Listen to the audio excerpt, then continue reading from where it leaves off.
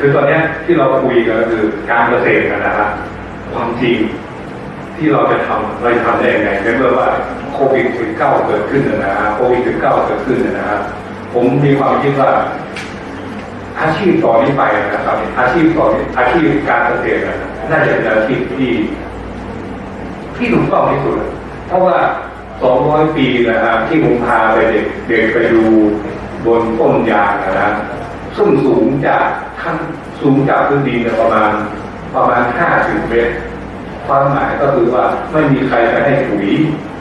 ไม่มีใครให้ยาไม่มีใครให้น้ำเพราะว่าปีนขึ้นไปไม่ได้นะครับก็ไม่มีใครกล้าปีนเลยนะครับเมื่อปีนขึ้นไปไม่ได้แล้วปุ๊บธรรมชาติของเราดีอยู่เมื่อธรรมชาติของเราดีอยู่นะครับแล้วเสร็จแล้วตอนนี้ผมวิจัยมาถึงตรงนี้ผมเรียนจากอาจารย์ระดีสาธิตจริงผมเรียนจากอาจารย์โมโตจริงนะครับแต่ผมมีความคิดที่แตกต่างจากท่าน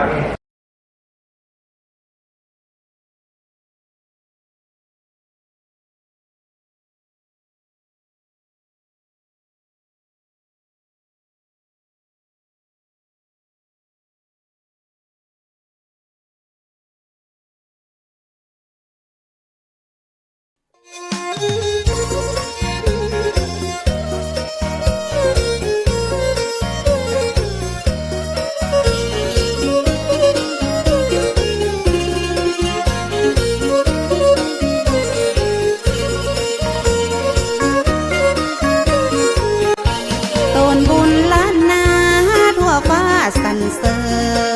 ญเป็นห่มพอเงินพอทองแผ่กว้างผู้บาสีวิจัยเป็นพระผู้สร้างเป็นที่ข่าวขานเล่าสืบกันมาท่านเป็นต้นบุญเป็นต้นเมตตาสร้างวัดสร้างวาอารามใหญ่กว้างศีลธรรมประเสริฐเลิศล้ำแต่ก่อนบ้านเฮาปากันย่างเตียวตีมีค่าฝุ่นค่าดินตุกยากอยากการตู้เย็นทีวียังบ่มีเข้าบ้านถนนหนทางบ่ได้ลาดยางบ่ต้อยดอยสุเทพลมพัดซอยเป็นป่าเป็นดอยลัดตามห้อยห้อมหอยเป็นหมอกเป็นเมยปาเจยจุ่มหนึ่งแถว4-5 ชั่วโมงกว่าจะขึ้นไปถึงเหงื่อออกไหลซึ้งก็เหม็นผ้าเหม็นเสื้อ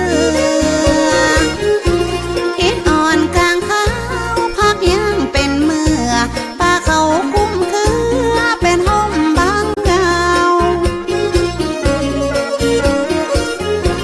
เดี่ยวดงเรียบเลาะถ้าหินปุ่นเขากว่าตีหมู่เฮาจะขึ้นไปใดครูบาสีวิจัยต้านห่วงใยเจนเราหลวงศรีประกาศและกราบนมัสการนิมนต์ครูบาศีลธรรมขอมาย่อยกึศสร้างว่าจะปักเสาไฟขึ้นไปแบบนั้นครูบาศีลธรรมบ่ได้หับปากหับตาครูบาบอกคือหูเหตุการณ์ต้องสร้างหนทางขึ้นไปถึงจะได้ถึงจะปักเสาไฟขึ้นไปง่ายผู้บาสีวิจัยว่าจะสร้างถนนอย่าหารถยนต์แต้วขึ้นบนหือได้หลวงศรีประกาศยกมือสาขึ้นไว้ว่าเฮาบ่มีเครื่องไว้เครื่องใจทุนแรงอย่าเอาหยังมาคูดปืดหินดินแข็งบ่มีเงินแสนเฮาตึงแป้งบ่ได้ครูบาเจ้าศรีวิจัยท่านตึงบ่ไหวบ่วัน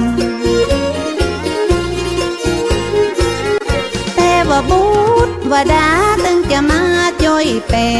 ง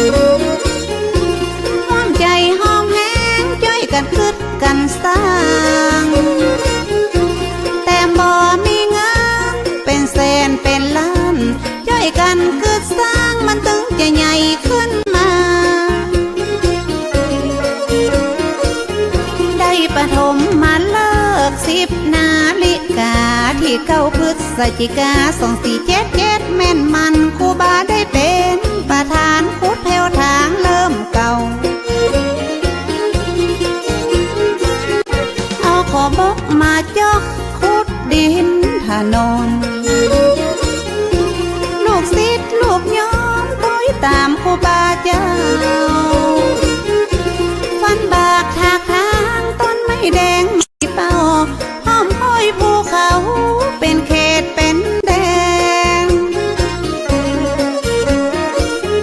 กำมีดมุยขอบกมาจกแผ่นดินแข็งปันเขตปันแดนคนละเล็กละน้อย